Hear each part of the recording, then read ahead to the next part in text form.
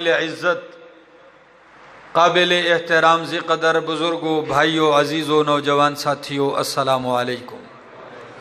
دعا اور التجا ہے دربار الہی کے اندر کہ اللہ مجھے حق سچ کہہ سکنے، سمجھا سکنے کی توفیق نصیب فرمائے، اور بعد ازاں مجھے اور آپ سب کو عمل کی بھی توفیق نصیب فرمائے۔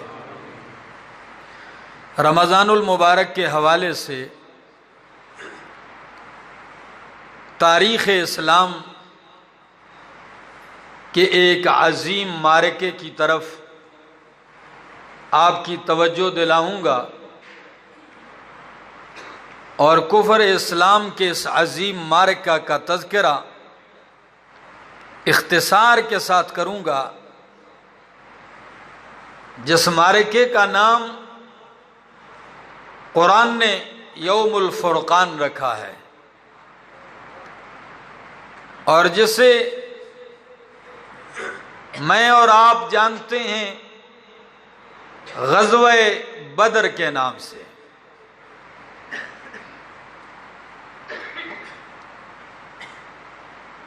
امام الانبیاء نے مکہ کے اندر 13 برس گزارے، ہر ظلم و ستم آپ پہ توڑا گیا،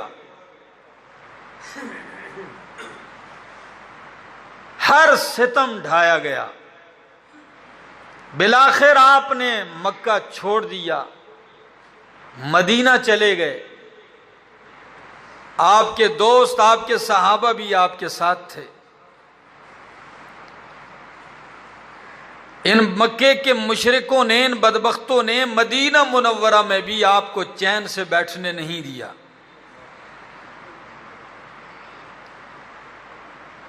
پھر وہ دن آیا،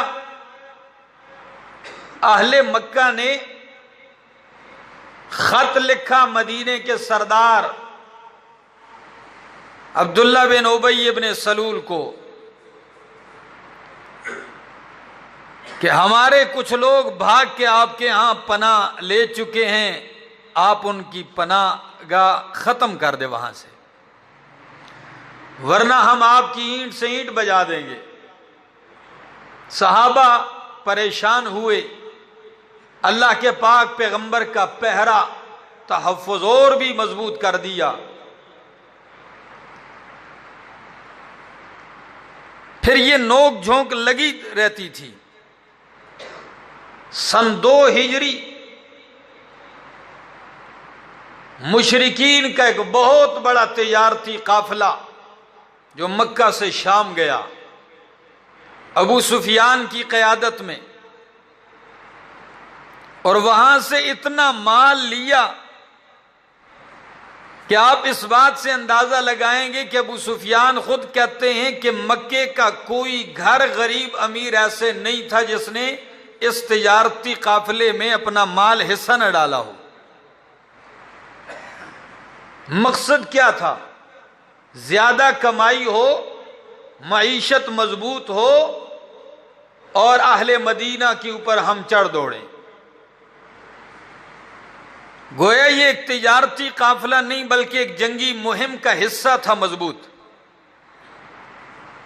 تو آپ بخوبی جانتے ہیں جدید دور ہے، جب ایک ملک دوسرے ملک کے خلاف اس طرح کی جنگی چالیں چلتا ہو تو کون سا وہ ملک ہے جو اپنے دشمن کو زمینی یا ہوائی راستہ استعمال کرنے دیتا ہے؟ دیتا ہے؟ کبھی نہیں۔ تو اللہ کے پاک پیغمبر نے صحابہ سے مشورہ کیا، فرمایا مکے والوں کے قافلہ گزر رہا ہے، شام سے واپس جا رہا ہے، کیوں نہ ہو کہ ہم ان کے اوپر حملہ آور ہوں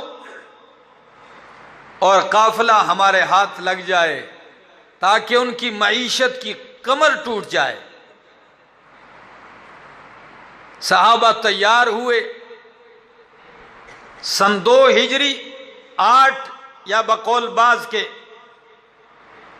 12 رمضان المبارک، رمضان کا یا 8واں دن یا 12واں دن تھا، آپ مدینہ منورہ سے چل پڑے 313 جانثار لے کر،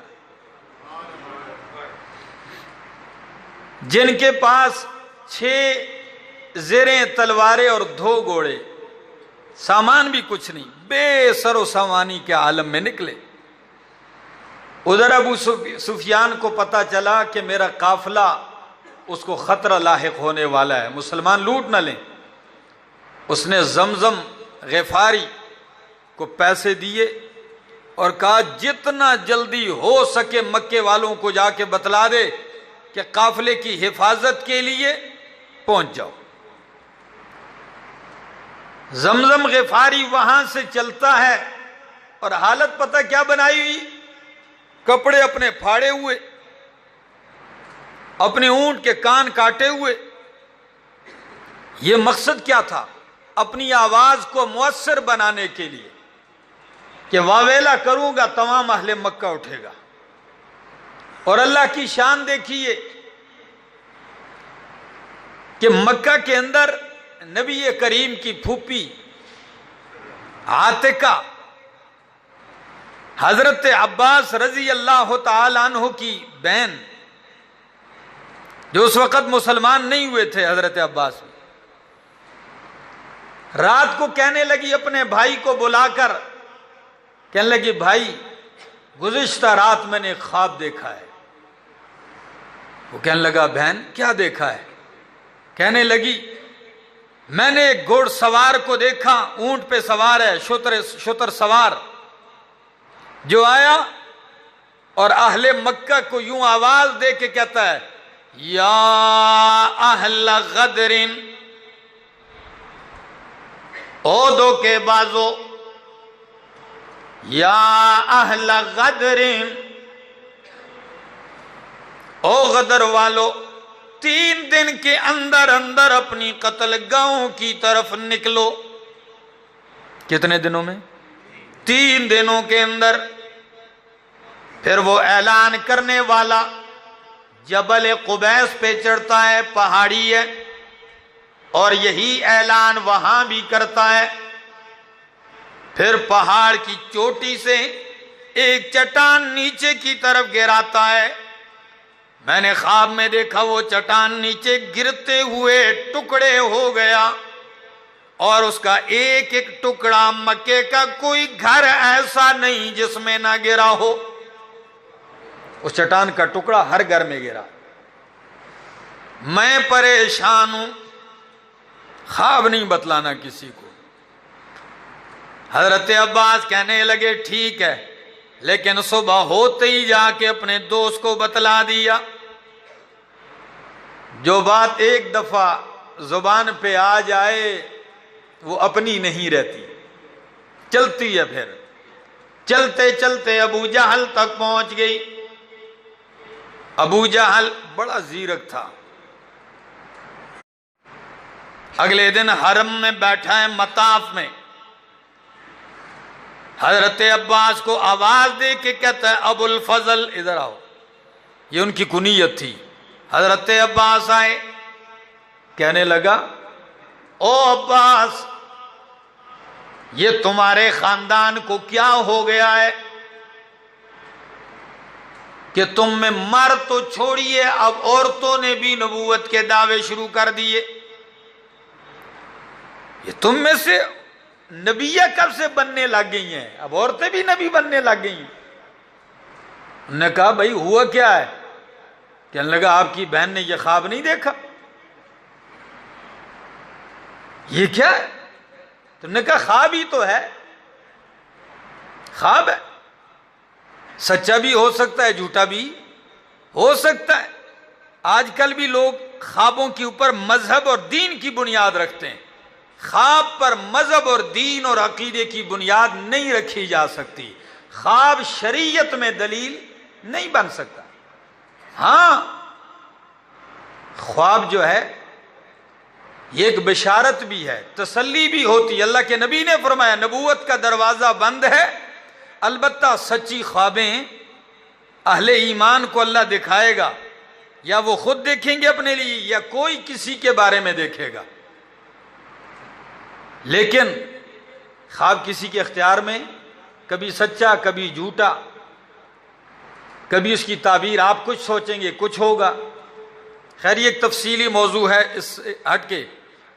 تو عباس نے کہا خواب ہی تو ہے نا. وہ کہنے لگا اللہ کی قسم ہے اب 3 دن میں انتظار کروں گا. کتنے دن؟ اگر 3 دنوں میں آپ لوگوں کی بات سچی ہو گئی تو ٹھیک ہے، ورنہ میں ایک کاغذ منگوا کے سارا مکہ اس پہ لکھ دے گا کہ سب سے جھوٹا خاندان تمہارا ہے.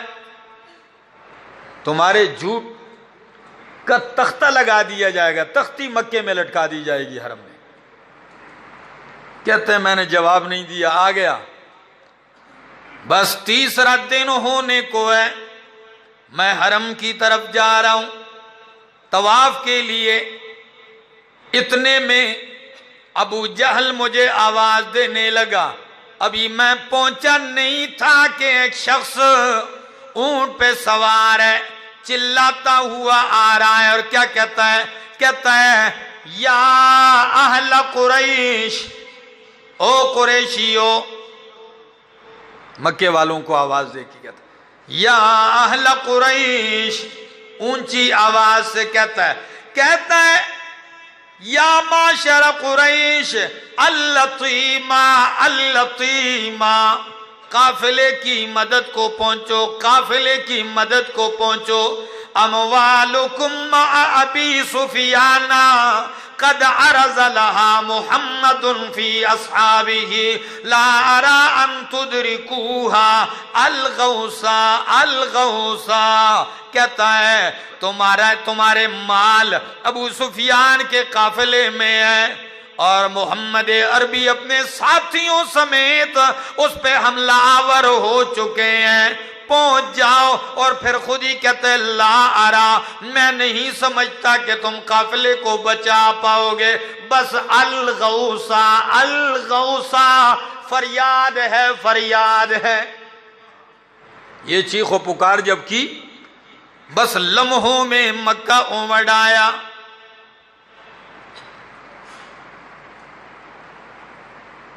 عباس فرماتے ہیں کہ میرے ذہن میں خواب گھوم گیا کہ 3 ہی تو دن ہے. کہتے ہیں اہل مکہ اکٹھے ہو گئے. ابو جہل کہنے لگا جلدی تیاری کرو. سارا مکہ تقریباً 1000 کے لگ بھگ، 900 سے اوپر اور 1000 تک، اتنی تعداد میں لشکر جرار تیار ہو گیا. زروں سے، اسلحہ سے، نیزوں تلواروں سے لیس ہے. اور گانا بجانے والیاں، دف بجانے والی، گیت گانے والی لڑکیاں بھی ساتھ لیے ہوئے ہیں کہ یہ اشعار پڑھیں گی جوش دلانے کے لیے. چل پڑتے ہیں. یہ قافلہ یہاں سے روانہ ہو گیا. ادھر سے محمد عربی چل پڑتے ہیں. اللہ کی شان قرآن مقدس کہتا ہے کما اخرجک ربک من بیتک بالحق، جیسا کہ آپ کو نکالا میرے پیغمبر آپ کے رب نے آپ کے گھر سے حق کے ساتھ، سچائی کے ساتھ. چل پڑتا ہے یہ قافلہ. اور قرآن کہتا ہے وَإِذْ يَعِدُكُمُ اللَّهُ إِحْدَى الطَّائِفَتَيْنِ أَنَّهَا لَكُمْ، رب نے کہا دونوں میں سے ایک تمہارے حوالے کروں گا. یا مکے کا لشکر جرار یا تجارتی قافلہ. تعیین نہیں کی کہ کون سا. اللہ بھی بڑے حکیم ہے نا. ان دو میں سے ایک آپ کے ہاتھ چڑھے گا. لیکن قرآن کیا کہتا ہے؟ دلوں کے راز جاننے والا اللہ کیا کہتے ہیں؟ فرمایا وَتَوَدُّونَ أَنَّ غَيْرَ ذَاتِ الشَّوْكَةِ تَكُونُ لَكُمْ. اللہ نے تو دونوں میں سے ایک کا وعدہ کیا، لیکن تم چاہ رہے تھے، تمہاری خواہش یہ تھی کہ ان دو میں سے جو کانٹے کے بغیر ہے وہ مل جائے۔ کون سا مل جائے؟ جس میں کانٹا نہیں ہے، کیوں کنڈے والے پاس ہر بندہ نہیں جانتا نا، جو کانٹے دار نہیں ہے وہ مل جائے، مال والا قافلہ مل جائے، جنگ بھی نہیں ہوگی، مال بھی مل جائے گا۔ تمہاری خواہش یہ تھی، لیکن رب کی مرضی کیا تھی؟ قرآن کہتا ہے وَيُرِيدُ اللَّهُ أَن يُحِقَّ الْحَقَّ بِكَلِمَاتِهِ وَيَقْطَعَ دَابِرَ الْكَافِرِينَ۔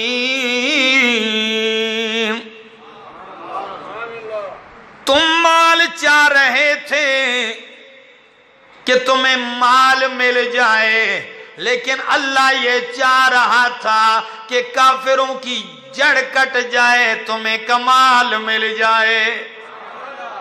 اللہ کی چاہت یہ تھی، ان کی جڑ کٹے، تمہیں کمال مل جائے، کانٹے دار ہی ملے۔ اللہ کے پاک پیغمبر چلتے ہیں، قافلہ چونکہ خبردار ہونے کی وجہ سے ساحل سمندر کے راستے سے ہوتے ہوتے بچ نکلا، قافلہ بچ گیا، راستہ بدل دیا، بچ گیا۔ اب مقابلہ لشکر جرار سے ہے۔ ابو سفیان نے پیغام بھیجا ابو جہل کو کہ قافلہ بچ گیا ہے، ہم نکل آئے ہیں بحفاظت، اب تم بھی واپس ہو جاؤ۔ جس مقصد کے لیے آئے تھے، قافلے کی حفاظت کے لیے، قافلہ تجارت کا مال کا بچ گیا، بس واپس ہو جاؤ۔ لیکن ابو جہل کا غرور کہاں مٹنا تھا، وہ کہاں ختم ہونے والا تھا اتنے جلدی؟ کہنے لگا قسم ہے کبھی نہیں واپس ہوں گے، اب ہم جائیں گے بدر کے میدان تک اور وہ کام کریں گے ان کے ساتھ کہ یاد رکھیں گے 3 دن میلہ بھی کریں گے، شراب پیئیں گے، خوب ڈول باجے بجائیں گے، 3 دن میلہ لگے گا، عرب اور عجم میں ہمارا تہلکہ مچے گا۔ نہیں جا رہا تھا، ساتھیوں نے بہت سمجھایا واپس ہو جاؤ، نہیں واپس ہو رہا تھا۔ اب جب قافلہ بچ گیا، لشکر قریش سامنے آنے لگا، اب معاملات بدل گئے، حالات مخالف سے مت چلے گئے۔ یہ نہتے مسلمان 313، ادھر 1000 کا لشکر ہے۔ نبی کریم نے فرمایا میرے یارو، میرے صحابہ مشورہ کرو، اشیرو علیہ، اب بتلاؤ کیا کرنا چاہیے؟ واپس جانا چاہیے کیونکہ قافلہ تو ہاتھ سے نکل گیا، یا پھر اس لشکر کا مقابلہ کرنا چاہیے؟ تو کچھ لوگوں نے چند کی رائے یہ تھی کہ واپس ہوتے ہیں۔ قرآن نے اس کا بھی ذکر کیا ہے کہ وہ کہنے لگے ہمارے پاس ہے ہی کچھ نہیں، بے سر و سامانی میں، وہ تو جنگی اسباب سے لیس ہیں۔ خیر اللہ کے نبی نے فرمایا رائے دو۔ صدیق اکبر اٹھ کے تقریر کرتے ہیں، فاروق اعظم اٹھتے ہیں، ان کی گفتگو ہوتی ہے تسلی والی، لیکن نبی کریم مسلسل کہے جا رہے ہیں اشیرو علیہ، مشورہ دو مشورہ دو۔ اتنے میں مہاجرین میں سے حضرت مقداد رضی اللہ تعالیٰ عنہ اٹھتے ہیں اور کیا کہتے ہیں؟ کہتے ہیں یا رسول اللہ امضل ما امرک اللہ، قربان جاؤں، ساتھی ہوں، ایسے ہوں، شاگرد ہوں، ایسے جرت مند، ایسے غیرت مند، کہنے لگا یا رسول اللہ امضل ما امرک اللہ، اللہ نے جو آپ کو حکم دیا ہے آپ وہ کر گزریں، نحن معک، اللہ کی قسم ہے ہم آپ کے ساتھ ہیں، ہم آپ کے ساتھ ہیں، واللہ لا نقول لک کما قالت بنو اسرائیل لموسیٰ، اللہ کی قسم ہے ہم آپ سے کبھی کبھی وہ جملہ نہیں کہیں گے جو بنی اسرائیل نے موسیٰ علیہ السلام سے کہا تھا کہ اذهب انت وربک فقاتلا انا ہاہنا قاعدون، تو لڑ تو تیرا رب لڑے، ہم تو یہیں بیٹھنے والے ہیں، ہم یہ جملہ نہیں کہیں گے۔ اللہ کے پاک پیغمبر آپ جو حکم کریں گے ہم آپ کے ساتھ ہیں، مال جان سب کچھ قربان کر دینے کے لیے تیار ہے، جدھر آپ جانے کا حکم دیں گے ہم جائیں گے۔ آپ ہمیں اللہ کی قسم ہے سمندر میں گھس جانے کا کہیں گے، ہم سوچے بنا اس میں گھس پڑیں گے، ہم سوچیں گے بھی نہیں، آپ چلیے۔ لیکن نبی کریم نے جب یہ تقریر سنی حضرت مقداد کی، نبی کریم کا چہرہ کھل اٹھتا ہے،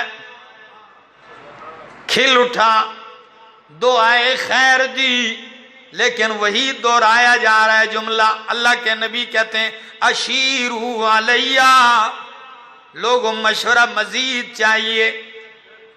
انصار خاموش تھے اب تک، کیونکہ مدینے والے تھے نا، میزبان تو وہ تھے، تو انصار سمجھ گئے۔ انصار کے لیڈر حضرت سعد بن معاذ رضی اللہ تعالیٰ عنہ اٹھتے ہیں، کہتے ہیں یا رسول اللہ شاید روح سخن ہماری جانب ہے، شاید آپ ہم سے کچھ کہلوانا چاہتے ہیں۔ یہ جو بار بار دہرائے جا رہے ہیں آپ جملہ، نبی کریم نے فرمایا اجل نام، جی ہاں آپ کی رائے مطلوب ہے۔ کیوں؟ ان کی رائے کیوں مطلوب تھی؟ اس لیے کہ انہوں نے نبی کریم سے وعدہ کیا تھا جب آپ مدینے آئیں گے ہم اہل مدینہ آپ کا تحفظ کریں گے، جان پہ، مال پہ، اولاد پہ، بیوی بچوں پہ سب کچھ وار دیں گے آپ پر، لیکن آپ پر آنچ نہیں آنے دیں گے۔ یہ وعدہ تھا، اہل مدینہ نے کیا تھا، لیکن نبی کریم نے سمجھا ہو سکتا ہے ان کے ذہن میں ہو کہ یہ تو مدینے کے اندر کا وعدہ تھا، باہر لڑنے کا وعدہ تو کہ ہم باہر بھی جائیں گے، لہٰذا ان کی رائے ضروری سمجھی۔ قربان جاؤں، اٹھتے ہیں حضرت سعد بن معاذ۔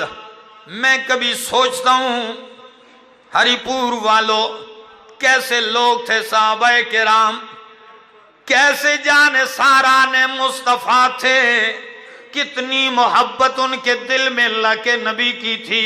یقین کیجئے کبھی آپ کو تاریخ میں مثال نہیں ملے گی ان جیسی، ایسے لوگ تھے۔ حالانکہ گھر میں بیوی بچے بھی ہیں، دیکھتے بھی ہیں، تلواریں بھی نہیں، زرے بھی نہیں، گھوڑے بھی نہیں، ایک ایک اونٹ پہ تین تین بندے سوار ہیں، بدن پہ کپڑا بھی کوئی خاص نہیں ہے، خالی بدن ہے، لیکن دل محبت مصطفیٰ سے سرشار ہیں، دل لبریز ہیں میرے پیغمبر کی محبت سے، آپ کی محبت سے ان کے سینے پر ہیں۔ سعد اٹھتے ہیں، واقعی سچ کہا ہے کسی نے، جب صحابہ کرام میدان میں اترتے، بخاری کے اندر بھی ہے، صحاح ستہ کے اندر ہے کہ جب یہ میدان کارزار میں اترتے ہیں ہم تو منبر پہ شاعریاں کرتے ہیں، ہم تو محراب میں بیٹھ کے شاعریاں کرتے ہیں، لیکن جہاں خون کی ہولی کھیلی جا رہی ہو، جہاں سینے چھلنی ہوتے ہو، جہاں گردنیں کٹتی ہوں، اس وقت یہ کہنا کہ نحن الذین بایعوا محمدا، نحن الذین بایعوا محمدا، نحن الذین بایعوا محمدا علی الجہاد ما بقینا ابدا۔ عجیب اشعار ہیں، نحن الذین بایعوا محمدا، ہم تو وہ لوگ ہیں جنہوں نے محمد کے ہاتھ پر بیعت کر دی ہے، جب تک زندہ ہیں آپ کے زیر سایہ لڑتے رہیں گے۔ یہ میدان جنگ میں کہہ رہے ہیں جب موت و حیات کی حالت ہے، لیکن قربان جاؤں نبی بھی ایسے، جانثار بھی ایسے کمال کے، نبی بھی کمال کے جب جانثار یہ کہتے ہیں نحن الذین بایعوا محمدا علی الجہاد ما بقینا ابدا، تو معلم انسانیت امام الانبیاء جواب میں کیا کہتے ہیں؟ کہتے ہیں اللہم لا عیش الا عیش الاخرہ فاغفر الانصار والمہاجرہ۔ اللہ دنیا کی زندگی تو کوئی زندگی نہیں، میرے مہاجرین کو بھی بخش دے، میرے انصار کو بھی بخش دے۔ اللہ اکبر۔ سعد اٹھتے ہیں، سارے لوگ بیٹھ کے دیکھتے ہیں کہ سعد مدینے کے لیڈر اور سردار اور قائد کیا کہیں گے۔ وہ اٹھ کے کہتے ہیں یا رسول اللہ، اے اللہ کے حبیب، سل حبال من شئت وقطع حبال من شئت وسالم من شئت وعاد من شئت وخذ من اموالنا ما شئت واعطنا ما شئت ما اخذت منا كان احب الینا مما عندنا۔ اللہ کے حبیب، آپ کی مرضی ہے، آپ جس سے تعلق جوڑنا چاہیں آپ جس سے جوڑیں گے ہم جوڑ کے رکھیں گے، جس سے آپ نے تعلق کی رسی کاٹ دی ہم کاٹ کے رکھیں گے، جس سے آپ صلح کریں گے اس سے ہماری صلح ہے، جس سے آپ کی جنگ ہے اس سے ہماری بھی جنگ ہے۔ اللہ کے پاک پیغمبر، ہمارے مالوں میں سے جو آپ کی مرضی ہے لے لیں، جو مرضی ہے ہمیں دے دیں، اور سن لیجئے اللہ کی قسم ہے جو آپ ہم سے لیں گے ہمیں وہ مال زیادہ محبوب ہوگا اس سے جو ہمارے پاس بچ جائے گا۔ جب یہ ولولہ انگیز گفتگو کی اور فرمایا اللہ کے پیغمبر یہیں مدینہ نہیں، آپ بر کے غمات تک چلے جائیں، ہم آپ کا ساتھ نہیں چھوڑیں گے۔ یہ ملک کے حبشہ کا ایک شہر تھا، اور عرب کے ہاں دوری میں ضرب المثل تھا، ٹھیک ہے نا؟ جب جیسے ہمارے ہاں دوری میں امریکہ مشہور ہے، کوئی اور جگہ لے لیتے ہیں فلاں جگہ چلے جاؤ، تو یہ برک الغمات، فرمایا آپ برک الغمات تک چلے جائیں، ہم آپ کے پیچھے تیار ہیں، ہم کبھی بھی نہیں پلٹیں گے۔ جب یہ گفتگو سنی تو نبی کریم نے کیا فرمایا؟ فرمایا سیرو و ابشرو، سیرو و ابشرو، پھر چلیے اور بشارت بھی سن لیجئے، خوشخبری بھی سن لیجئے۔ اللہ اکبر۔ نبی کریم چلتے ہیں 313 جانصاران کو لے کر بدر کے مقام پر پہنچتے ہیں۔ مشرکین پہلے پہنچتے ہیں، اللہ کے نبی بعد میں پہنچتے ہیں۔ تو بدر میں جتنے بھی چشمے تھے، کنویں تھے پانی کے، سب پر قبضہ کر لیا مشرکین نے، اور جو مٹیالی زمین تھی مٹی والی اس پہ بھی قبضہ۔ صحابہ کے حصے میں جو زمین کا ٹکڑا آیا ساری ریت ہی ریت ہے، گھوڑا بھی نہیں چل سکتا، پیادل چلنا مشکل ہے، ریت ہے، پانی بھی کوئی خاص نہیں۔ توجہ ہے، ایک کنواں تھا، اب یہ پریشانی کا عالم ہے۔ اللہ کی شان، رات گزری، اللہ نے رات کو اتنی بارش برسائی کہ ریت ساری جم گئی۔ ان کے مزے ہو گئے چلنا آسان، اور ان کے ہاں تو مٹی تھی، وہاں کیچڑ ہی کیچڑ بن گیا، ادھر ریت جم گئی۔ پانی بھی جمع کر لیا، غسل بھی کر لیا، اپنے لیے مشکیزیں بھی بھر لیے۔ اب پتہ کیسے چلے کہ ان کا لشکر کتنا ہے؟ اندازہ، جاسوس وہاں سے یہاں آ رہے ہیں، کچھ یہاں کے لوگ بھی جا رہے ہیں۔ اتنے میں صحابہ نے 1-2 قیدی پکڑ لیے، 2 غلام پانی بھر کے لے جا رہے تھے، پکڑ لیے، نبی کریم کے پاس لے آئے۔ جی کہاں کے ہو؟ وہ کہنے لگی جی ہم مکے والوں کے ساتھ ہیں۔ صحابہ کرام نے مارنا شروع کر دیے کہ جی نہیں تم قافلے والوں کے ساتھ ہو۔ وہ سمجھ رہے تھے کہ ابو سفیان کے قافلے کے لوگ ہیں۔ نبی کریم نے کہا سچ کہتے ہیں، چھوڑ دو، سچ کہتے ہیں، یہ مکے والوں کے ساتھ ہیں۔ اچھا یہ بتاؤ مشرکین کا لشکر کہاں ہے؟ ایک پہاڑی کی طرف اشارہ کر کے کہا اس کی اوٹ میں ہے۔ فرمایا اتنی بات بتا سکتے ہو کتنے ہیں تعداد میں؟ وہ دونوں کہنے لگے جی ہمیں کوئی پتہ نہیں، بس اتنی تعداد ہے، بڑی تعداد ہے۔ ہوشیار تو تھے، بڑی تعداد ہے۔ فرمایا کتنی ہے؟ لا علمی، پر ہیں زیادہ۔ جب نہیں بتلایا اللہ کے نبی کریم نے، اللہ کے نبی ایسے ذہین انسان، کائنات میں سب سے کامل العقل انسان، بیک وقت جج بھی، حاکم بھی، فوجی سپہ سالار بھی، نبی بھی، بیک وقت معلم بھی، ساری کائنات کے لیے ویسے ہی معلم بن کے نہیں آئے، ایک دم تبدیل کر کے گفتگو فرمایا اچھا غلاموں اتنا بتلاؤ کہ روزانہ کھانے میں کتنے اونٹ ذبح کرتے ہو؟ بکریاں کتنی ذبح کرتے ہو یا اونٹ؟ وہ کہنے لگے ایک ٹائم 9، دوسرے ٹائم 10، 9-10 اونٹ ہم ذبح کرتے ہیں۔ جب یہ کہا نبی کریم نے فرمایا میں نے اندازہ لگا لیا 900 سے لے کر 1000 تک ہیں۔ اللہ اکبر۔